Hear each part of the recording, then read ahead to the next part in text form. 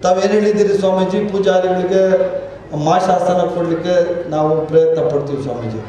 ಕೊಡೋಕ್ಕಾಗಿಲ್ಲ ಅಂದರೆ 150 ಜನ ಹೇಳಿದಿರಲ್ಲ ಸ್ವಾಮೀಜಿ, ನೀವು ಎಷ್ಟು ಜನ ಹೇಳಿದ್ರಿ? ಇಲ್ಲಿ 10,000 ಜನ.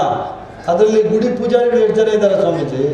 ಅಲ್ಲಲ್ಲ, ಸರ್ಕಾರದ ವ್ಯಾಪ್ತಿಗೆ ಬರುವಂಥದ್ದು ಮುಜರಾಯಿ ಇಲಾಖೆಗೆ ಒಂದಷ್ಟು ದೇವಸ್ಥಾನಗಳಿದ್ದಾವೆ, ಗೌರವಧನ ಕೊಡ್ತಾ ಇದ್ದಾರೆ ಆಲ್ರೆಡಿ. ಕೊಡಿಸ್ಲಿಕ್ಕೆ ನಾನು ಎತ್ತಿದ್ರೆ ಎಲ್ಲ ಪ್ರಯತ್ನ ಪಡ್ತೀವಿ. ಕೊಡೋಕ್ಕಾಗಲೇ ಇಲ್ಲ ಅಂದರೆ ನನ್ನ ಸ್ವಂತ ಹಣದಿಂದ ಒಂದು ವರ್ಷಕ್ಕೆ ಒಂದು 10-15 ಲಕ್ಷ ನಾನು ಕೊಡ್ತೀನಿ ಸ್ವಾಮೀಜಿ.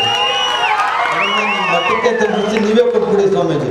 ನಾನು ಬದುಕಿರೋ ತನಕ ನಾನು ಆ ಸಂಬಳ ಕೊಡ್ತೀನಿ ಸ್ವಾಮೀಜಿ. ನಾನು ಒಂದು 15 ಲಕ್ಷ ಒಂದು ಕೊಟ್ಬಿಡ್ತೀನಿ ಸ್ವಾಮೀಜಿ, ನೀವೇ ಕೊಡಿ. ಆದರೆ ನಾನು ಹೇಳಿದೆ ಅಂತಾಗಲಿ,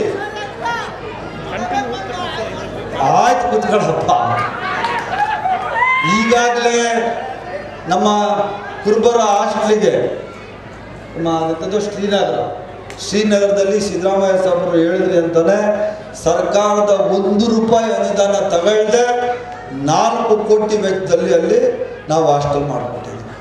ಮತ್ತು ಕೇಂದ್ರ ಸಂಘ ನಮ್ಮ ಗಾಂಧಿನಗರದಲ್ಲಿ, ರಾಮಕೃಷ್ಣಪ್ಪ ಗಾಂಧಿನಗರ ಅಲ್ಲ, ಕರ್ನಾಟಕ ರಾಜ್ಯ ಕುರುಬರ ಸಂಘ, ಸುಮ್ಮನೆ ರಯ್ಯ, ಅದೆಲ್ಲ ಸುಮ್ಮನೆ ರಯ್ಯ. ನಿನ್ನ ಹೆಸರು ಕರೆಕ್ಟಾಗಿ ಇದೆಯಾ? ನೀನು ಸುಮ್ಮನೆ ಇರ್ತೀಯ ಇಲ್ಲ? ನೀನು ಸುಮ್ಮನೆ ನಮಗೇನು ಗೊತ್ತಿಲ್ಲ, ಸುಮ್ಮನೆ ಆಂಜನೇಯನು ಹನುಮಂತನ ಥರ ಆಡ್ತಾರೆ. ಕೇಂದ್ರ ಸಂಘ ಗಾಂಧಿನಗರದಲ್ಲಿ ಕುರುಬರ ಸಂಘ ಇದು 100 ವರ್ಷ ಆಗೈತೆ ಕಟ್ಟಿ, ನಮ್ಮ ಹಿರಿಯರು ಕಟ್ಟಿದ್ದು. ಅದು ಬಹಳಷ್ಟು ಜನ ಮಠವನ್ನು ಕಬಳಿಕೆ ಮಾಡಲಿಕ್ಕೆ ಹೊರಟು ಬಿಟ್ಟಿದ್ರು.